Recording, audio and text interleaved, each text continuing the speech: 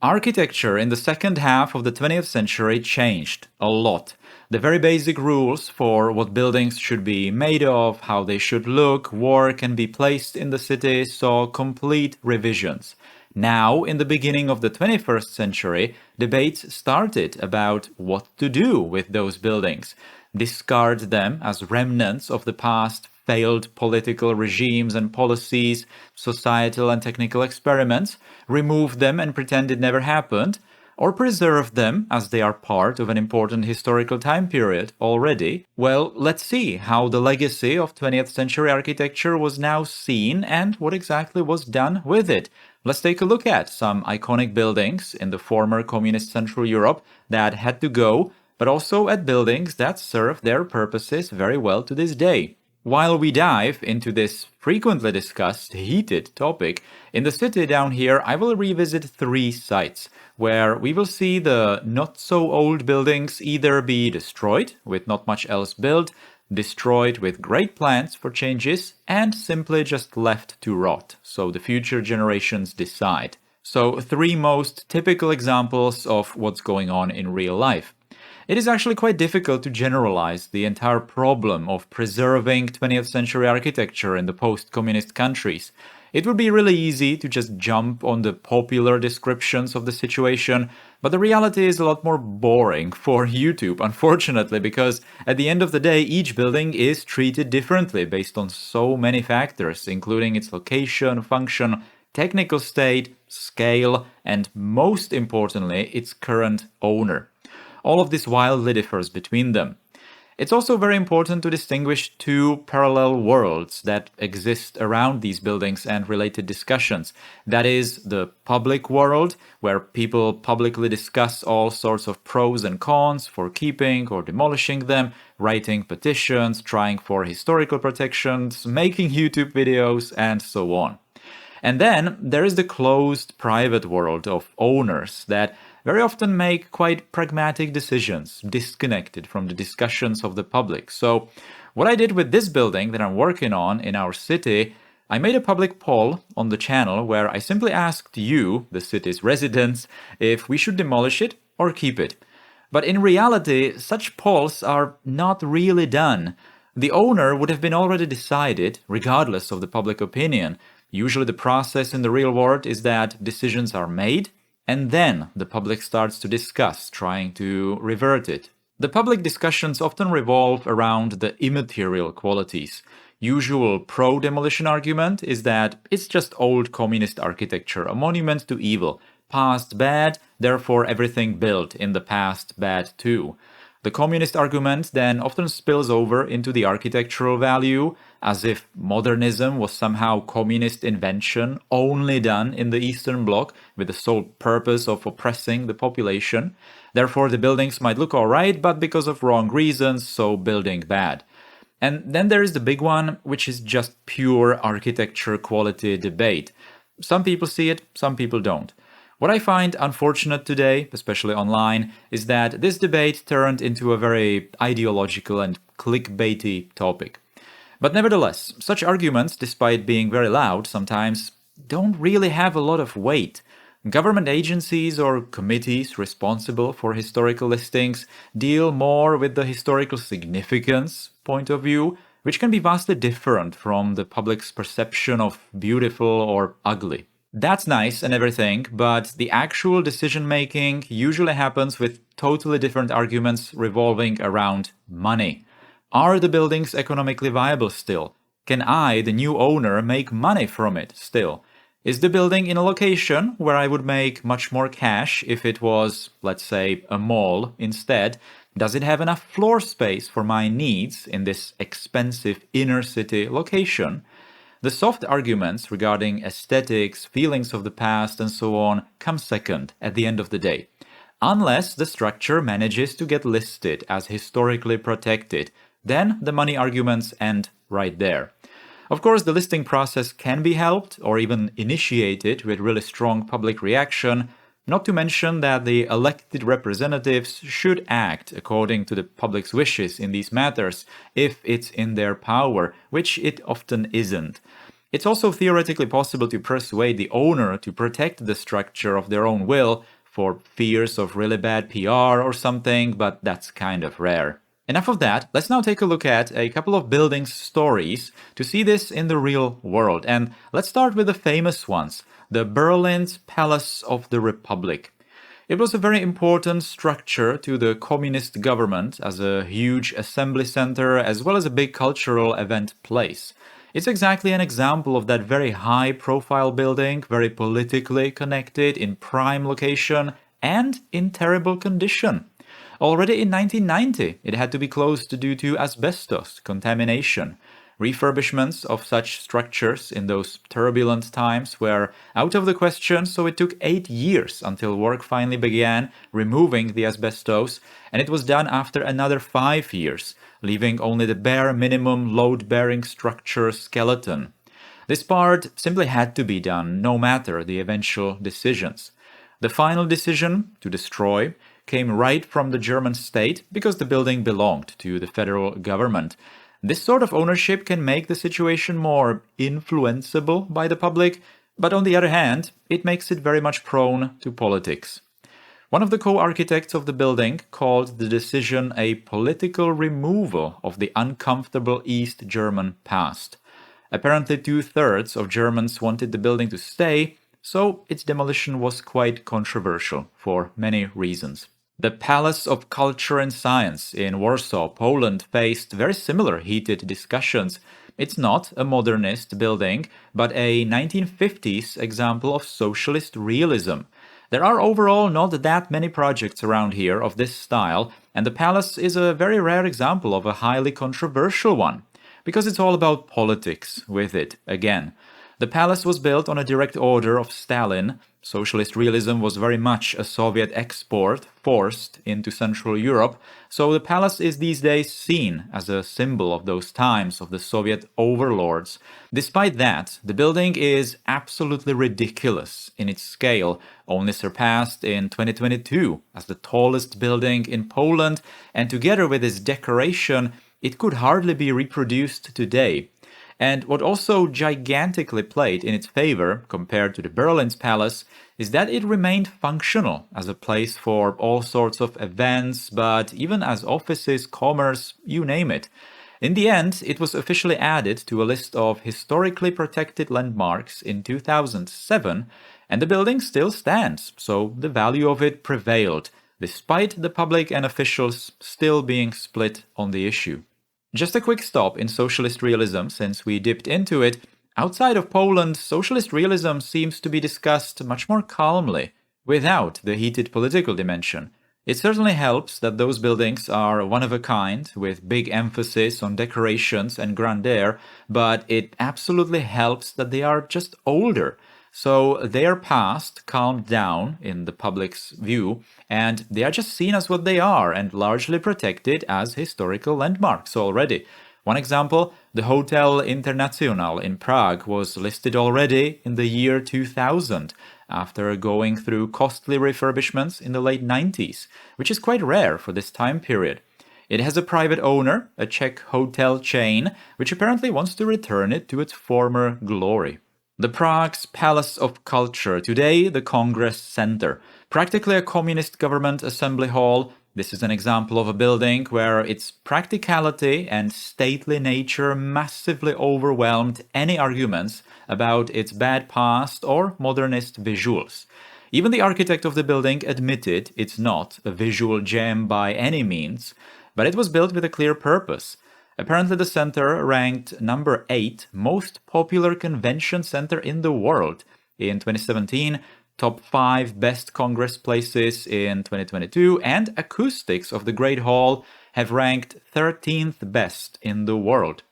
Czechoslovakia used to have a law that every building project must include up to 4% of its budget on art.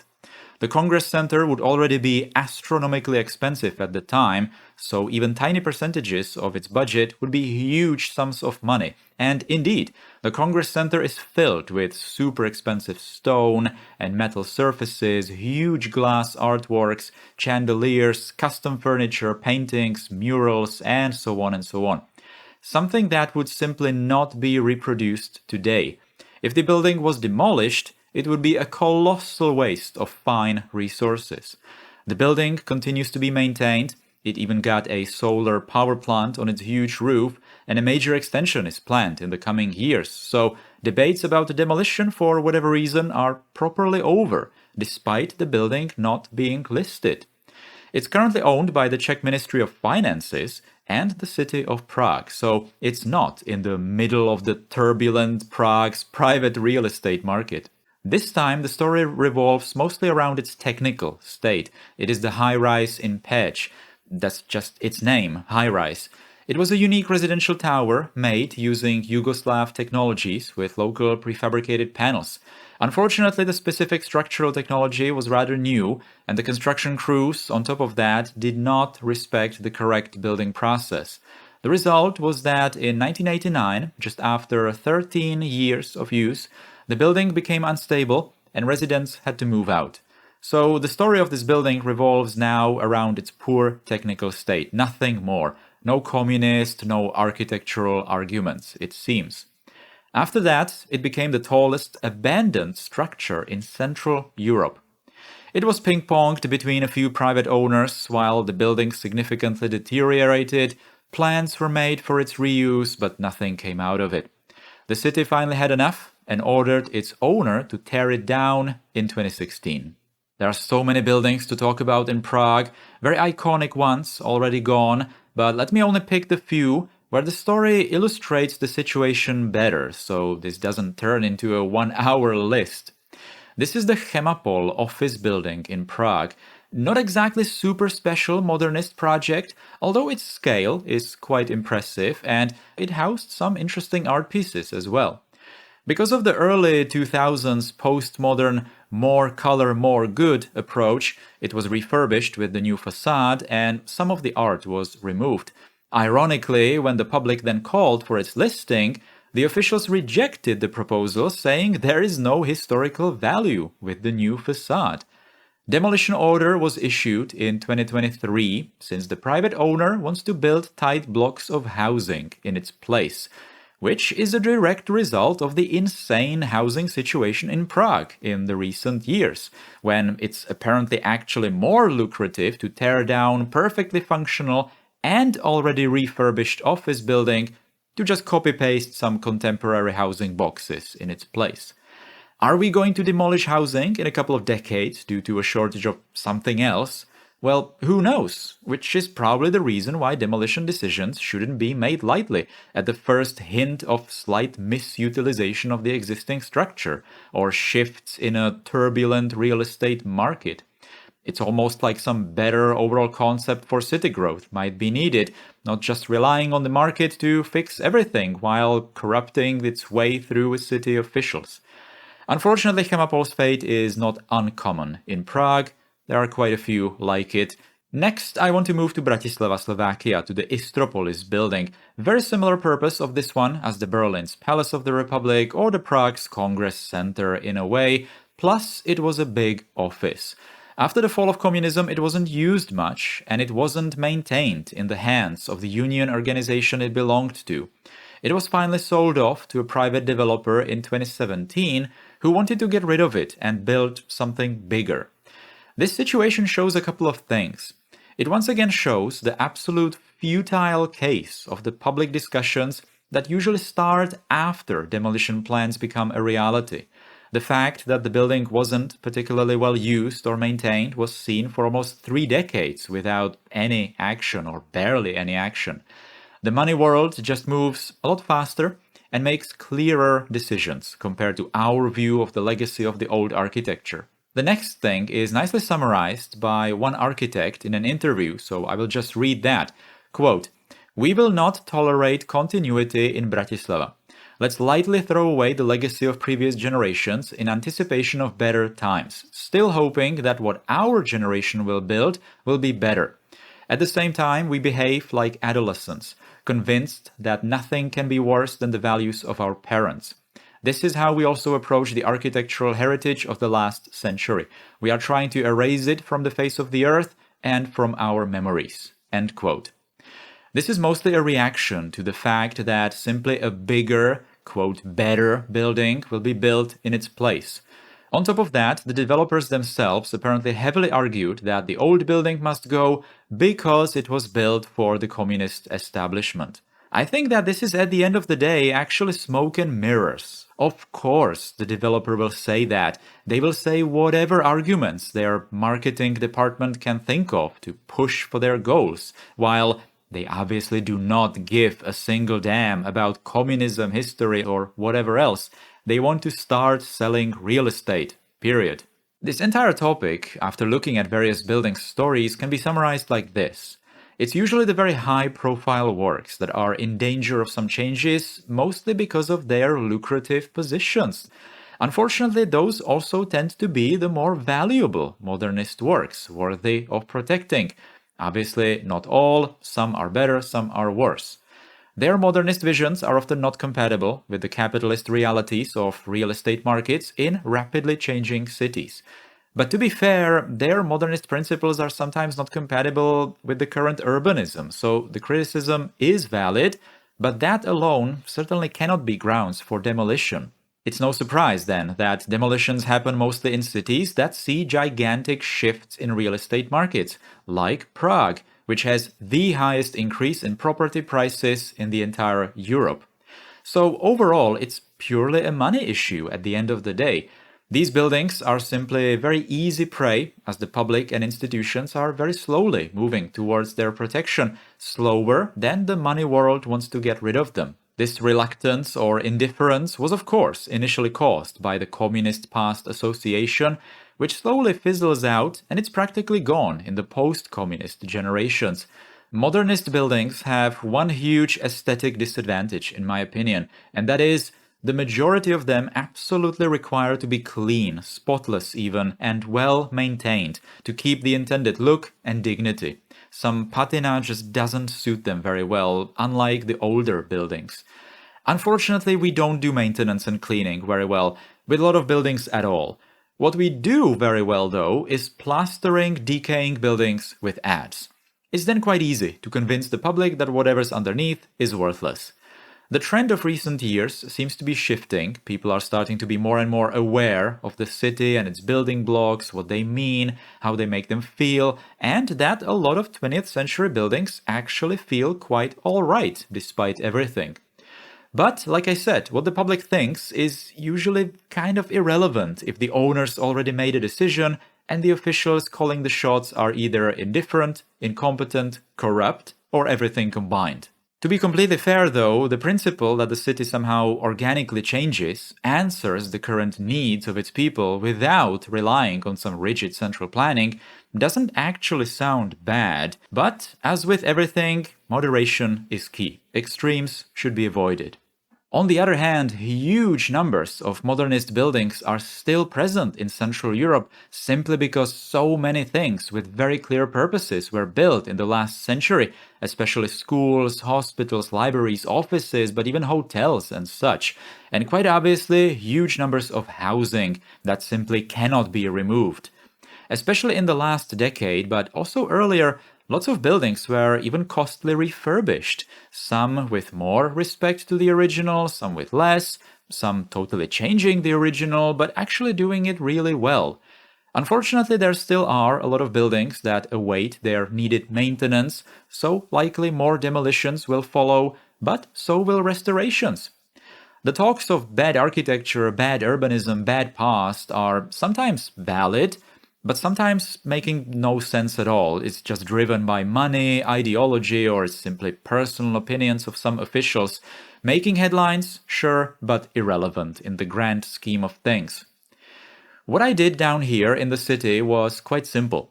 The former communist government center by the river is not used anymore. It still holds an occasional conference or congress, but the city, its owner, is currently reluctant to pour money into it and make it fit the 21st century, but demolition debates are firmly closed. The hotel building by the exhibition center was privatized shortly after 1989. While its technical state was alright, the owners complained about its luxurious nature combined with its bad rep as a former communist elite hotel. Hard to say if it was just a lack of commitment to make the hotel work nowadays, but nevertheless, the owner applied for a demolition permit and tore it down. Shortly after, the owner went under and only a dirty hole remains in its place. In the city center, big plans are underway. The Modernist Plaza was planned very generously with huge open spaces, but the increasing commercial and business lobby finally managed to start rebuilding it with much more floor space for their activities. Some parts of the plaza were not part of the plans, so massive demolitions started. Citizens of the city protest the ongoing works, despite heavy equipment already moving away debris of old buildings. The newly elected city officials are desperately trying to revert some previously approved projects in an effort to preserve at least some parts as the 20th century legacy. We will see how this place develops in the future. Not far away is the site of the old war memorial, which was a subject of some controversial artistic display in the last decade. The city decided that the best course of action would be just to remove the memorial, which sparked protests and counter-protests, splitting the population of Altengrad in half. In the meantime, the memorial was sold under strange circumstances to a private collector.